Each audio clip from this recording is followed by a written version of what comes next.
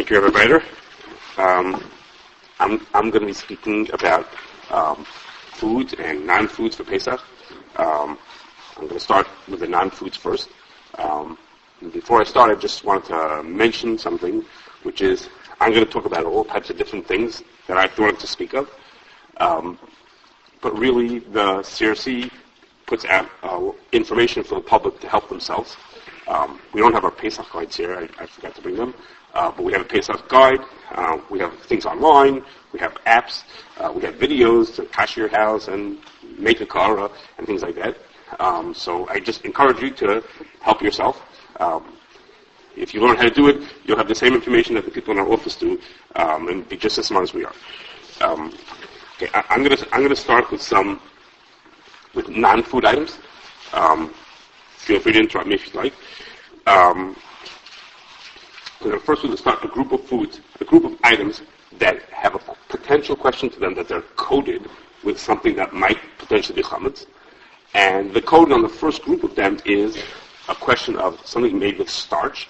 And when I say starch, and a lot of the things we're going to talk about today are things that can be made either from chametz, or from kidneys, or from something completely innocuous. Okay, so in each of the things that we're going to talk about, if I'm going to mention to you there's a concern of the following thing. We don't know that thing is chametz, but it's potentially, they could use wheat starch, that would be chametz, or they could use corn starch, and that would be kidneys, or they could use, some other starch that's potato starch, which would be no issue. Okay, so the first thing is something that we find to be unusual, and that is disposable gloves. That for some reason in this industry, we have a very unusual thing, which is when they say it's powder-free, that glove has no powder on it, as we would imagine. And for some reason, when they say it's powderless, so in regular English, powderless means it has no powder on it. But for some reason in this industry, powderless means it has less powder. Okay, so for some reason that's how the industry works. So the ones that are powderless, or the ones that say that they have powder, in fact do have powder on it. And therefore, we tell people to avoid those for Pesach if you can use them with food. Because that powder, again, it may or may not be chametz, that powder that's on there. The same as balloons also, it seems have powder in them. But the good news from this side is that when you paper, as in paper plates and paper bags and all kinds of things made from paper, there is actually starch used in the making of the physical paper itself, but that's not in an edible form. Again, think about trying to eat a paper plate. Okay, so the starch that's used in the actual making of the paper plate or those paper items is not a concern. And they do not, to the best of our knowledge, put any powder onto the top. There are those who have suggested that. We've looked into it, and we don't find that anybody puts powder on the top of it. Therefore, those things could be used for hot or cold, whether there's anything special. No matter what. Whichever one you have in your house, you could use it, even with hot. Those are a bunch of things that might have a powder on them. Then there's another group of items like this where the concern is that they may have an oil on top of them. Now, there's no such thing as oil that's chametz thing. But there is oil that's kidneys. Oil, like think of your house of corn oil and soybean oil and canola oil. So those oils could be potentially kidneys. Kidneys we don't eat on Pesach. So some of the things that have on that is, I'm going through things that do or don't. In disposable pans, like aluminum disposable pans, they're all coated with some kind of a coating, and the reason they're coated is because the way you make those pans is you have these long sheets of aluminum, and a machine stamps them out into the shape of a circle or a rectangle, and in order to keep it from ripping the foil, it's greased with some kind of an oil on it. The good news for you is that I tasted it, and that oil is not edible, so you don't have to worry about that oil. Okay, the good news for you, not such good news for me, but it's fine, and you could use those pans, even though they are coated. By the nature of making a pan, you have to coat it, but that's okay. And regular aluminum foil is not coated, and you could use any aluminum foil. There are fancier aluminum foils. There's one that goes by the brand name Release. There are ones that are meant to be coated to help your food not stick to that. Those we need to know whether they do or don't have chametz in them. In previous years, the Release was okay, but those, as we get closer to Pesach, we'll find out if we can whether they're okay or not, and then let you know whether you could use them. But the regular aluminum foil that doesn't have any special coatings on it, is okay, and you could use that. Baking papers are also like that. Baking the Most baking paper is just coated with a wax, and that's fine. There's no problems. You could use it no matter what. There's something called parchment paper. Parchment paper, that coating is a more edible, which potentially oil coating, and that you need to know that it's okay, that it doesn't have any chametz in it. You have to know that it's okay for Pesach. I don't know if it has to have a symbol on it, but you have to find out. Either it has a symbol on it, or if we could find out for you, then we'll help you. Okay. Then, wax paper is okay. Regular wax paper is okay. It's the parchment paper has a coating on it that's more of an edible, oily coating. Okay. And then, I know I said we talk about not foods, but there's a food which is dried fruits. Dried fruits are also coated with an oil. That's to keep them from sticking to each other. I don't know if they all are, but they're potentially covered with oil. Again, so we tell people to not use dried fruits unless they know that they're kosher to Pesach. Okay. Any questions on these coated items? Okay, I'll keep on moving. Okay. Yes? So I just wanted to, the powder-free gloves are okay? Yeah, they're fine. Yes. Okay. Can I just make just a general point that sort of everything I'm going to say, which is, when we talk about using things for Pesach, if I tell you that something is okay without hashgacha, I mean is, if you have a new package, okay? What I mean to say is you use paper plates that you use all year round. I don't mean you should take from the stack you have from the year round. Again, those are all around food and things like that. You have a package of gloves, so maybe think of it. You always stick your hands into it while you're working with food. I mean it's a new box. But when I say it's okay without hashgacha, I mean it's starting with a new package of whatever it is. Yes, there's a question. Paper towels, you want to put hot They're fine. paper towels? They're fine. All those paper things are all fine. Papers and plastic, yeah. Hot also. Okay, now the next group of things are items that you put into your mouth, okay? Non-food items that you put into your mouth. For some of them that I'm going to mention, there's going to be a question about them having starches on them. One that I can think of. This is in the wrong list. Okay, I won't mention that one. And these have, the items that we're going to talk about here are things, you put them into your mouth. They're not food items. We'll hear what they are in a second. And they all have concerns that they could be made for something that has chametz in them, potentially. But in this case, the chametz is not the starch. The chametz is as following. I'll give you a drop of science for a second. Starch is something that's made of long strings of sugars that are strung together. And when you string these long strings together, they get into the blander tasting starch. Okay? That sugar, it's called glucose, that sugar can be turned into all types of things. Okay? Magically, it turns into all kinds of things. Things that you've heard of, like alcohol. Like, when you make whiskey or you make wine, that comes from the sugar that's in there, it turned into alcohol. It can turn into another thing called sorbitol. Right? Sorbitol, and the first thing I'm going to mention to you is toothpaste. Okay? The reason why toothpaste needs to be known to be kosher Pesach is because just about every single toothpaste out there has sorbitol in it. Sorbitol is a sweetener, but it's a sweetener that doesn't grow cavities on your teeth. So you can't put sugar into your toothpaste, that would sort of defeat the purpose. But they can put sorbitol into your toothpaste. Just about every single one has it in there. Sorbitol is made from glucose. Glucose could come from chametz, or it could come from not chametz. So I'm going to mention a number of things that potentially have chametz in them, but these are things where the reason why it has chametz is because the sensitive ingredient that we have is something that's made from the sugar, from glucose, and that glucose could come from chametz, or from kidneys, or from sweet potatoes, from something that's not chametz at all, if you come from any of them. Okay, so the first one that I mentioned, the toothpaste. There are those who have the opinion that toothpaste is considered not edible, and since if it's not edible, then you could use it no matter what. That's what the Kashrus tells people for year-round. There are Kashrus issues to toothpaste as well. Year-round Kashrus issues. The Kashrus tells people you can use any toothpaste you want to because for year-round we consider it to be inedible. If you want to avoid Kashrus issues, we have some suggestions for you also, ones you could use. We tell people you can use any one. For Pesach, we tell people no, you should use only, we could be concerned that maybe it is considered edible, and therefore you should use only the ones that have hashgacha for Pesach, because we haven't found one yet that doesn't have sorbitol on it. Okay. Now, another thing that's in toothpaste and in some of these other things is the flavors. Okay? When you see something that has a flavor to it, think about toothpaste is going to, whatever flavor it has to it, bubblegum flavor, whatever flavor it has to it, I don't know, mint flavor, those are not made from, okay, people ask us all the time, let's switch. people ask about grape-flavored items. Okay, those items are not made from grapes. Okay? They never saw a grape ever in their life. Okay, and strawberry flavors never ever saw a strawberry or raspberry. No, forget it. It never happened. Okay, it's made with a whole slew of chemicals. Those chemicals might come from natural sources, but the natural source is not the grape. It's just whatever they made it out of. Some of the times when they make them out of is things that come from the glucose that I just mentioned to you. Okay, magically they turn glucose into strawberry flavor. Okay, how that happens is magic. It's not important to us. But things that are flavors can have all kinds of things in them. Okay, so anything with a flavor is automatically sensitive. It could be chametzik, it could be not kosher, it could be all kinds of things. So a toothpaste, every toothpaste got a flavor in it also. So that's another reason why it's sensitive for Pesach. Okay, let's go through a few things. Wax for braces is just wax, and that's okay. You can use that if one of you or your children have braces, that's okay. You don't have to worry about that wax having anything chametzik in it.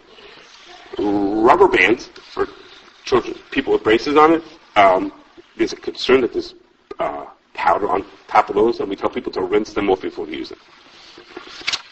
Dental floss. The coating that's on the floss is okay. It's like the wax that you use for braces. That's okay. We tell people to avoid ones that have flavors to them. Okay, not knowing what the flavor is in the dental floss, not knowing what's really in that flavor, we tell people to avoid ones with flavor in it. Lipsticks. Lipsticks have many ingredients in them that could be not kosher, but they have very few ingredients in them that could be chametz. Okay, and for the past few years, the CRC has looked through lipsticks. Lipsticks does go in your mouth. People are sensitive; they don't want to use it for Pesach if it might have chametz in it. So, at first, many years ago, the CRC would tell people what you should do is buy a lipstick that's kosher Pesach. And people were scratching their heads, like, well, what does that mean? What am I supposed to do? I never saw one with a P on it. What am I supposed to do with it? So for the past few years, we've looked at lipsticks. And what we do is, this year we looked at about 70 different lipsticks, 7 different types of lipstick. And it's about, I looked it up yesterday, it's about 2,800 ingredients in those lipsticks. And we have a long list of ones that are okay or not okay, or ones that you can't know for sure whether they are or not okay. Okay, if you look at our listings in our Pesach book, you look at our app, you'll find all these things that are there. And very few of them have actual chametz in them. A certain amount of them have things that might or might not be chametz in. We don't know. We list them as possible chametz, and lots of them that are completely, free of any concerns at all of chametz. So a person who wants to be careful should look for the right ones and avoid them. Okay.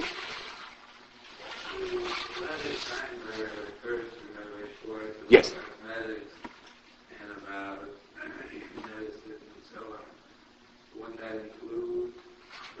It says on there you should only use it if it has no chametz in it. That's what it says on that letter. It says about lipstick. And so, as a response, the continuation of that is, okay, well, which lipstick can I use? So that's why we gone through all these types of lipstick to figure out what they are. Okay? Cigarettes is not on that list. We tell people, we don't recommend people smoke at all, but if they're smoking, then regular cigarettes are okay. The e-cigarettes have kashrus issues and chametz issues. We don't recommend those without hashgacha or without knowing that the chametz free, and the same for chewing tobacco. Okay, there's been a change.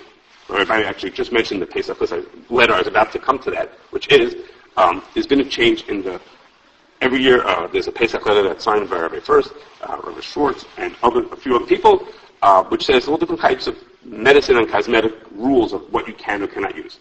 And there's a change. You may not have seen the letter yet, but there's a change on that letter for this year. And one of the things that has to do with is mouthwash, which I'm about to speak of. And that is like this. The sensitive ingredient in many items is alcohol. Okay, mouthwash is an example of that. It's something that has sensitive ingredients of alcohol. Okay. I'm not saying this correctly. Okay. Okay. A sensitive ingredient is alcohol. When a person uses alcohol not for drinking, not for making beer or whiskey or something like that, they save a tremendous amount of money on taxes. Okay, which is to say, the opposite of that is the government charges a tremendous amount of tax on beverage alcohol. alcohol that you're going to drink. If a person buys a bottle of scotch, the government charges 100% tax on that bottle. So if it costs them $10 to make it, they sell it for $20 because $10 extra goes to the government. If they're using the alcohol for not beverage uses, then that alcohol, they put something into it that makes it taste not good, and that alcohol they don't have to pay a tax on. So if they're going to be using alcohol in making shoe polish, then they can save the tax by putting something into it. The word for it is called to denature it. They put something into it that makes it taste bad or that's poisonous. And the government has all kinds of rules of how you denature alcohol for different things. There's a big question in the poskim about whether denatured alcohol is mutter or asur on Pesach. Some people say it's allowed to eat it on Pesach because it's not edible. That's the whole point of denaturing it, is you denature it to make it not edible. That for example, the way they denature alcohol for making deodorant, my kids use a deodorant called Axe. It says on it how they denature it. There's a number next to it. You can tell what they use it. The denaturing that they use in that is something called bitrix, which is, it's considered the most awful tasting thing in the world. Okay, they put it in at tiny 5 parts per million. It's enough. You can't get it into your mouth. So it tastes awful. So some people say, well, it's mutter because it's not edible. And others say there are reasons why it should be usher. Maybe you can get it out. For whatever reason, it's not for us to talk about right now. But there are those who think that even the denatured alcohol is still usher on Pesach. And until this year, that's what we told people. That was said on our letter, that if something is made with denatured alcohol, you shouldn't use it on Pesach, unless you know that the alcohol is not chametz. And that's what was said until this year. For this year, there was a change in that letter. And the letter says the following. If you remember, I told you that these items, like alcohol, could be made from chametz, or they could be made from kidneys, or they could be made from things that are completely innocuous. They have no concerns at all. Well, it turns out that in the United States, almost all of that alcohol is made from kidneys. In the United States, almost all of that alcohol is made from corn. And therefore, since in the United States, typically it's made from corn, which is not chametz, and there are many holes anyhow that denatured alcohol would be permitted. So our letter for this year says that things that are made with denatured alcohol, if they're made in the United States, then they're okay. Then you could use them, even if you didn't know specifically that this brand made it without chametz in it. Now, that what I mentioned relates to things like cologne and perfume and deodorants and mousse and shaving cream and baby wipes. All those things, many of those things have alcohol in them. In previous years, we would say that those things should only be used if you know that they have no chametz in it. And in this year, we're saying to people, if it was made in the United States, or if you know it has no alcohol or no chametz in it, then you could use it. Okay, so that whole group of items, if you think about what perfume really is that it's alcohol with some fragrance to it. Okay, you spray it on yourself, or cologne or perfume on yourself, you spray it on it, the alcohol evaporates, leaving behind just the fragrance. Okay, that's what it is. It's basically, it's a container full of alcohol with some fragrance to it. So those items, if they come made in the United States, then those items are okay. So that's a whole group of items that are switched, the rule from last year, so to speak, to this year, so to speak. Okay, now, I had started, the example I was about to say, which is not an example of what I just said, is mouthwash. Okay, I started with mouthwash, I was wrong. The example, and that's because the way you denature alcohol from mouthwash is not like everything else. Okay, think about it. If they denature Axe for my kids, they can make it taste awful because you're not eating it. But mouthwash you put into your mouth. Okay, you can't really make it taste awful. You can't put poison into mouthwash. It doesn't work like that. You can put poison into shoe polish. Okay, you can put poison. You can put awful tasting stuff into deodorant. That's not going to work for mouthwash. Okay, so how they get around that is not important for today. But that leniency, that getting out of it for denatured alcohol for most things does not work for mouthwash. It doesn't work for things that are going to go into your mouth because they don't denature it the same way. How they do it is not so important, but they do denature it, but they don't denature it in a significant way that makes a difference. And therefore, for mouthwash, a person still needs to know that it's free of chametz. Essentially, that means it's buying one the hashgacha. Okay, we don't have other ones that we can tell you that this one we know is free of chametz. Okay. one last thing before I move on to medicines, and that is, this is not for your mouth, and that is charcoal. Someone's going to be making a barbecue. Charcoal uses starch in the creation of the charcoal. Natural creation of the briquettes, it uses charcoal. You don't have to worry about that starch. That's not edible. Again, think about taking a bite out of a piece of charcoal. Okay? Or if you want to know if it's edible or not. Okay, so no, that's not edible. Even the briquettes that are, they say on them, apple flavor or hickory flavor, those items are not made with a flavor added into them. It's actually just made from a type of wood. Wood from an apple tree or wood from a hickory tree gives a certain fragrance to it, and those are okay. So you can use all, as far as we know, all briquettes, all charcoal is okay to use for Pesach. Okay, I'm about to move on to medicine. Maybe there's any questions so far. Yes? In the past, CRC or some other organizations take different types of toothpastes and mouthwashes. If you store them from previous years, can you still use them for this year? If something was Kashrus Pesach last year, then it's Kashrus Pesach this year. That doesn't mean that if we recommended a brand last year, that same brand might not be okay this year. That I don't know. But if you have the same thing in your cabinet from last year, then it's still Kashrus Pesach. Yes? Is it safe to say that anything like let's say perfume or deodorant, if the only thing that was questionable last year was denatured alcohol, that means that this year you can use, if it was made in the United States, and Yes. it has an ingredient denatured alcohol? Yes. I don't know if perfumes have ingredients in them. They may or may not. They all have alcohol in them. They all have denatured alcohol in them. If it was made in the United States, then it's okay. When I say made in the United States, it's because each country makes their alcohol from different things. In the United States, we have lots of corn. We make it from corn. From different countries, if you buy it from France, it's likely that it's chametz, actually. Because in Europe, there's loads of wheat, and they make all their alcohol out of wheat. So we have a different question than they do. But if it was made locally, then you're okay. Again? Plastic goes in your mouth before. Yeah, but it doesn't have any sensitive things to it. The plastic. You said it can go in your mouth. No, I said denatured alcohol that goes into your mouth is special. Yes, but. You were speaking about things that go into your Oh. mouth without any. Okay, so I didn't think to connect that over here, but yes, all the plastics are okay. They're okay. Right. Okay. Okay. Let's do a little about medicines and cosmetics. As was mentioned, there's a letter that's put out. It's put out by our community, but it's really something that's read all over the place. We really get calls about it from all over the place, and it's worth reading the letter. It's one page, and the basic rule you're going to see on there is if something is in a pill form, then it's okay to use it for Pesach. That's considered not edible. That rule doesn't apply to vitamins, but for most pills that people take, that applies. If something's in a gel cap, gel caps have year-round kashrus concerns. They're made out of animal bones, animal hides, usually pig skins, actually.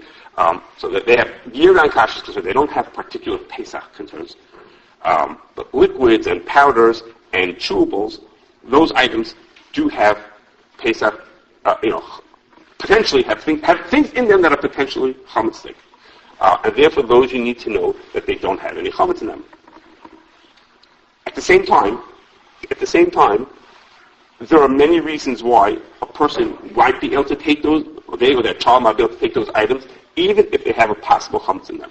So I say that because a person shouldn't say, "Oh, I read the letter, or I heard Rabbi Cohen speak about it, and he said you shouldn't use a chewable and therefore not take their medicine."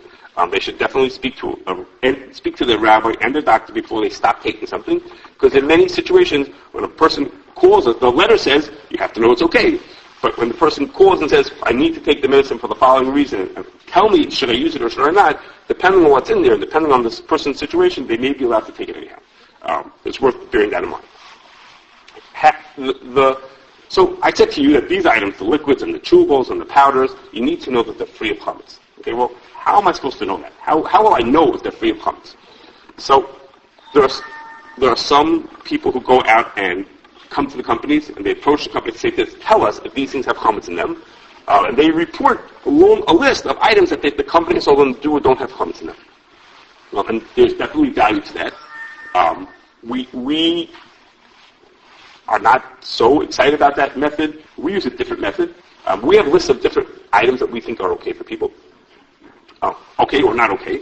And the way we do it is, we have a different approach, which is we send people to the pharmacy who sit and collect the ingredients listed on those items, on the regular over-the-counter items, and then we look at those lists of ingredients and say, are these ingredients that are sensitive to Pesach?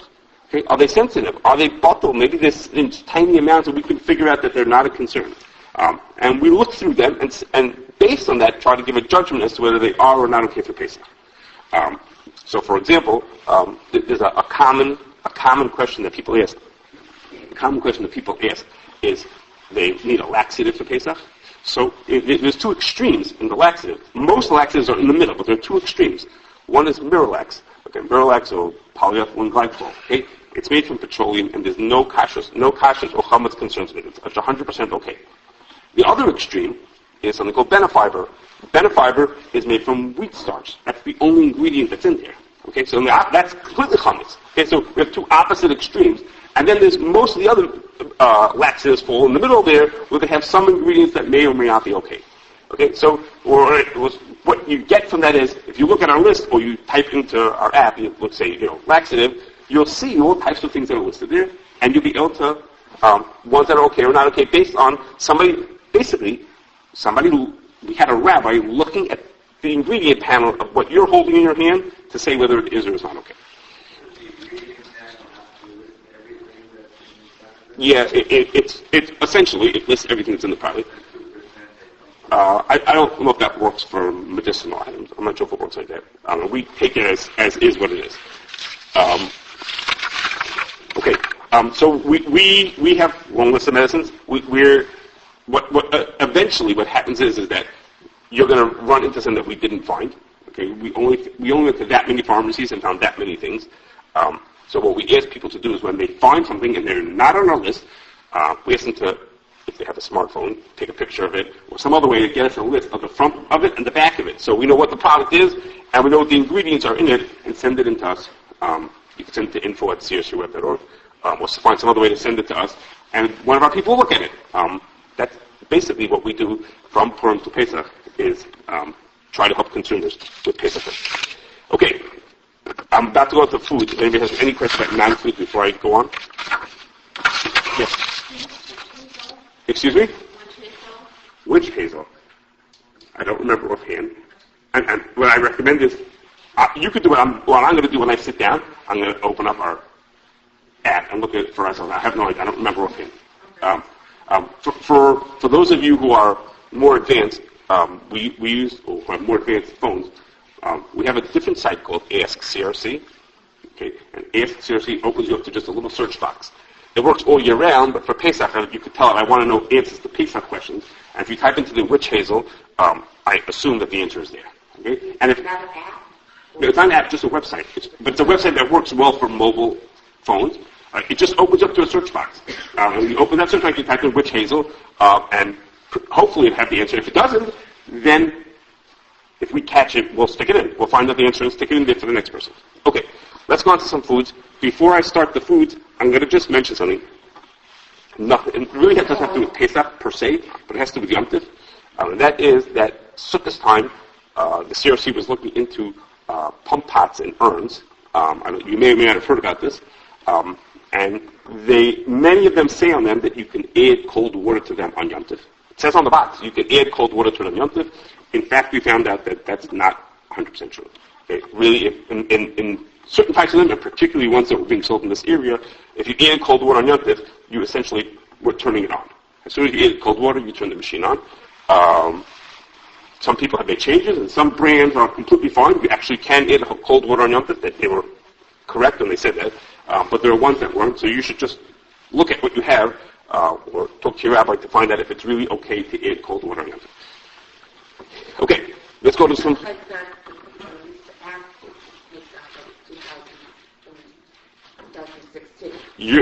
Okay, so if she's seeing an app that says 2016, that's because you have an Android phone. You have an Android... You have an iPhone, and it says 2016? I just updated it. And it says 2016? No, I just updated the app. It says class open 2016. What do you think? Exactly. That's terrible. You're automatic. Okay, that's terrible. Okay, on the Android app, it actually has been doing that, and the Android app this week is going to be changed over to a whole new form. I believe you. I'll tell the people. The Android one has been doing funny things. It's being completely changed over. Actually, it's supposed to come out this week, the new version. The iPhone one, I'm surprised to get it, and we'll try to fix it. The data should be correct. I believe the data will be correct, even if it says the wrong thing on packet. Okay, let's do some foods. Rabbi Bider, how much time? 15 minutes. Fine, I'll do what I can. Okay, I'm going to pick some food items that I think we get questions about, and then when I'm finished, you can ask me for other things.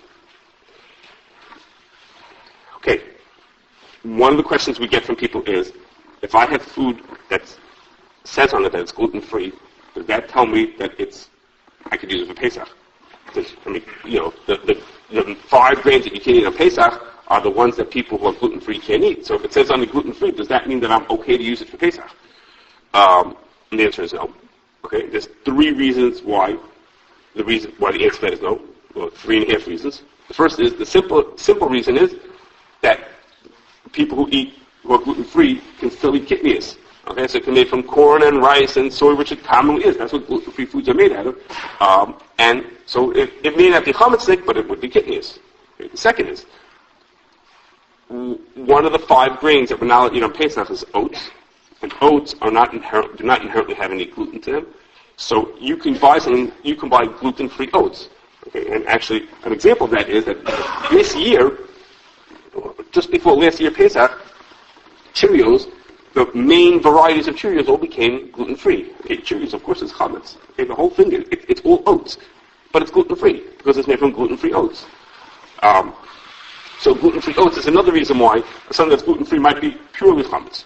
And the last reason is that, is a little more technical, that is, people who need to be gluten-free, people who are celiac, it's because they're allergic to the protein that's in the grain. And if you make a product that has no protein in it, then it could be gluten-free even though it's made from pure chametz. As an example, we had a company that gave us some product information about scotch. The product information had nothing to do with Kashrus. It had nothing to do with anything. It was long pages and pages of details about their product. And one of the questions along the way was, is your product gluten-free? And they said, yes, it's gluten-free. And I'm sure they were telling us the truth, that it was gluten-free, even though it was purely chametz. And that's because it had no protein in it. It only had the alcohol made from the glucose, from the starch, however that happens, but it was completely gluten-free. So the fact that something is listed as if something is gluten-free does not mean that thing is kosher Pesach. Okay. I mentioned beforehand that alcohol could be made from chametz or from kidneys. There's 2 other things that happen when you make alcohol. 2 other possibilities of things that happen when you make alcohol. One is a byproduct of making alcohol is carbon dioxide. When you turn sugar into alcohol, it also makes carbon dioxide at the same time. And for that reason, we tell people that if they want to buy seltzer or some other carbonated beverage, they need to know that the seltzer of it, the carbon dioxide of it, is kosher Pesach. If you have your own seltzer maker at home, you need to find out if the gas that you have, the canister with gas in it, may have come from chametz. Okay, there are 3 things that we tell people that if they buy it before Pesach, it's okay to use it. It's better to always buy things with these things with hashgacha Pesach if you could, but if not, you should buy it before Pesach, but not on Pesach. Okay, and those things are milk, eggs, and cut vegetables, like spag salads or cut up carrots or something like that. Okay, so milk, eggs, and cut vegetables. And the reason for those 3 things is all the same. That is, these are items that are sold fresh. Okay, when the chicken lays an egg today, it's going to be in the supermarket tomorrow. Okay, well, I don't know tomorrow, but within the next couple of days. You don't cut when you cut up vegetables; they come to the store pretty quickly. Okay, so milk, eggs, and these cut vegetables come to the store quickly. All of these 3 things have a small chance that there's chametz in them. When you make milk, in the United States, you sell milk, it has to have vitamins that are in it to it. When you have vegetables, there's something in the wash while they make those vegetables and the eggs as well. There's chemicals that are in there that potentially are chametz. Okay, most likely they're not. most likely none of these things are chametz. But if it happened before Pesach, it would be batel. Things that are in tiny amounts are batel. They don't make a difference to us. But if it happens on Pesach, chametz can't be batel on Pesach. And therefore, if I have vegetables, I buy a big salad on Pesach. I buy baby carrots on Pesach. Those may have been washed yesterday with something that had chametz in them, and it wouldn't be batel. If I buy it before Pesach, then even if it was washed with this thing that might have been chametz, it would have been batel, and I'd be allowed to eat. Okay. What about when you get the cholesterol milk? It's the liver, and then you want to buy it, and you didn't buy enough of it. You buy it on Pesach, so that's... Okay, so chol v'yisrael milk is an exception, and that's because nobody makes chol v'yisrael milk on Pesach. Okay. If you buy chol v'yisrael milk, nobody milks chol v'yisrael milk on Pesach. Actually, and nobody makes anything that's kosher Pesach on Pesach. Unless you have like a restaurant. No food that's marked as being kosher Pesach is made on Pesach. It's all made before Pesach, and chol v'yisrael is also made before. Yes. So the cut vegetables, what about the prepackaged salad bags? Same thing. If you buy them before Pesach, that's good. That's okay. There's always a preference about hashgacha. You know that you're free of concerns. But if you buy it before Pesach, you're okay.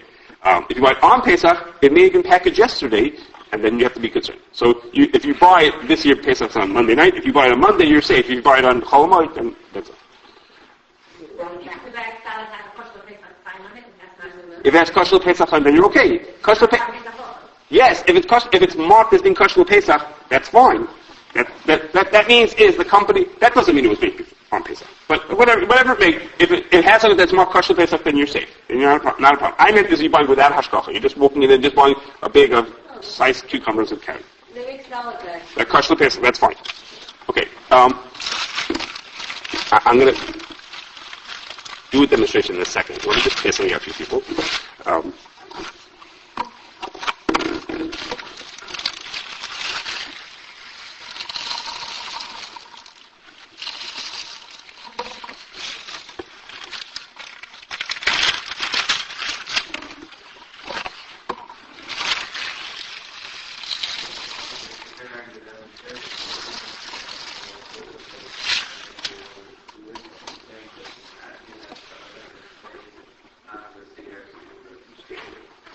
I'm going to pass it on both sides. If people want to take a look at yourself and pass it to the next person.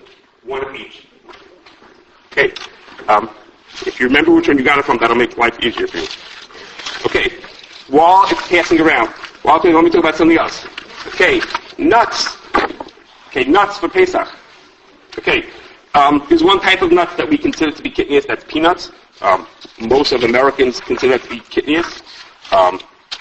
Other parts of the world do not, but most of Americans consider it to be peanuts. It can be kitnius. Pecans are different than other nuts, that when pecans are cut up out of their shell and in pieces, there's a concern that they wash them or they float them with alcohol. So we tell people to avoid pecans that are out of their shells unless they have hashgacha of Pesach. But all the rest of the nuts, as long as they're raw, even if they're out of their shell, as long as they're raw, and they're not blanched, they're not roasted, and they have no BHA, BHT, and they are not ground up into a powder, they're okay. So if you want to buy, let's say, for example, whole almonds, okay, and almonds that are not in their shell, and you're getting raw ones, they're not roasted, and they're not blanched, and they're not anything else, then they're okay. You don't have to buy them kosher Pesach. Okay? If they are ground, or they're roasted, or something else, then there's all kinds of questions about what else was done on that equipment. Was it ground together on the same machine that grounds breadcrumbs? Was it roasted? Was it blanched together in the same machine that uses pasta? So those you need to have hashgacha l'pesach. But if it's whole and even if it's out of its shell, then that's okay. Okay. By now everyone's got their pieces of coffee. Okay. So I'm going to show you something about coffee, and that is as follows. Coffee inherently is kosher l'pesach. If you buy ground coffee that needs to be, go through a percolator, needs to be through a drip coffee machine, as long as it's not flavored, it's okay. Okay? Just the plain ground coffee beans, as long as it's not decaffeinated, it's okay. Okay? Not decaffeinated and not flavored. So you want plain old coffee, that's fine. What you see in front of you, for those who took, is instant coffee. Instant coffee means is that in the coffee company, they cooked up a pot of coffee. They took this cooked up pot of coffee and then they removed all the water from it so that you could have a little powder that when you pour it into your water, it'll turn back into a cup of coffee. Okay? There are two ways that companies make instant coffee. One is called freeze drying, and one is called spray drying. Okay? The freeze dried coffee is okay for Pesach. You could use it for Pesach. There's nothing else in there. It's just coffee. The spray dried coffee sometimes has starch or flour mixed into it when they spray dry. Okay? Now, if you call the CRC or you open up the OU's book, the OU gives Hashgacha on so many of these coffees, they tell you these brands you can use without Hashgacha for Pesach. Okay? What they're really telling you is these brands are freeze dried, okay, and they don't have any other ingredients mixed into them. Okay? So if you look at the powders that I gave you, I'll tell you how you can tell yourself if it's freeze dried or if it's spray dried. You can go home and try it at home afterwards. Okay? The freeze dried coffee, it was in the green cup, green like as in good, like go ahead. Okay? The freeze dried coffee comes out in chunks. Okay? If you look at the pieces, you'll see that you can break them apart, but they're in chunks, as opposed to I'm making a mess up here. As opposed to the spray dried coffee is a little clumpy, but it's a powder. If you put it between your fingers, in a second, it turns right back into the powder that it started as. Okay, they do something to make it stick together, but essentially it's a powder. As opposed to the freeze-dried, it's not a powder. The freeze-dried is chunks. You can break it into smaller chunks, but you can't break it into a powder. Okay, you could try it yourself. If not, you can come over to me after, and I can show you in front of you on your hand. Yes, but the one that was in the green cup, the freeze-dried, when you break it apart, it stays as chunks. Okay, if you take the spray-dried one, when you put it between your fingers, it turns into a powder. It just falls right back into the powder that it was, and that one potentially has problems with. That's why it's in the red cup, as in don't use this for Pesach, unless you have a special Pesach. Okay. Okay, very good question.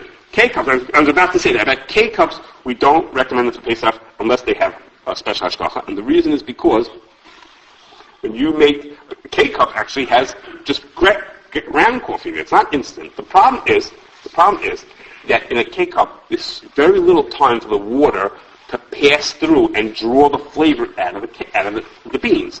In a regular percolate, it takes a while. The water slowly, that's why it's called a percolate. It percolates through the thing and draws out the flavor. In a K-cup, it has to work faster. So what they do is they grind it up very finely, and they do a process called agglomeration. It's a big word, but it means there's potential that they add starches back into it. So the K-cup may not just, even though it says it has coffee in it, there's a concern that process has other things in it also. We don't recommend using it for this. Now, if you will, the OU gives hashgacha on many of them, and in their book it says to you which ones, a long list of brands that are okay without hashgacha for Pesach. That's good with us. You know, they're taking responsibility for it. They know that it's nothing else in there, then that's good. Okay, I'm winding down. Frozen fruits and vegetables. So, as you know, there are certain vegetables that you can't eat because they're kidneys, like corn and string beans and soybeans. Okay, some of those things you can't eat them because they're not kosher with Pesach. Okay, so obviously what I'm about to say does not include those. But the other things, if they are frozen vegetables, if they don't have other ingredients and they're not blanched, then they're okay. So if a person has a bag of frozen carrots, or I was about to say peas, but peas are not good. Peas are kidneys. Frozen carrots, then they're okay as long as there's nothing else in there. A person has frozen fruit, frozen strawberries, or I don't know, whatever fruits that they have, assuming there's nothing else in there, then they're okay. Now, a lot of times there are other things in there, like sugar. Sugar is okay, but there may be other sweeteners. There may be flavors in them. So if there are other ingredients in there that are sensitive to Pesach, then you shouldn't use them unless they're kosher Pesach. Okay, but if they have nothing else in them, if it's just the fruit itself or just the vegetable, and the vegetable itself is not kidneys, then you're okay. And that's because these companies tend to be, if not that the equipment is completely dedicated, but at least for the season it's dedicated. What I'm saying is that during the season when they're bringing in carrots, that's what they do for how many weeks straight. And then they get the corn, they do lots of corn straight. And they tend to be okay. Okay, one last thing, and then I'll take a question, my time is out. and that is meat and chicken, things like that. If they're fresh, then they're okay. If they are ground, then we recommend you only use it as a kosher Pesach. I believe that this time already, all the local stores are already kosher Pesach. That if you go into Hungary now and you want to buy, some even ground chicken, I believe it's already kosher. I believe it's already kosher Pesach. But if you have something sitting in your freezer, then we would not use it on Pesach unless you knew it was already kosher Pesach. Okay. Any questions? Yes. Yes.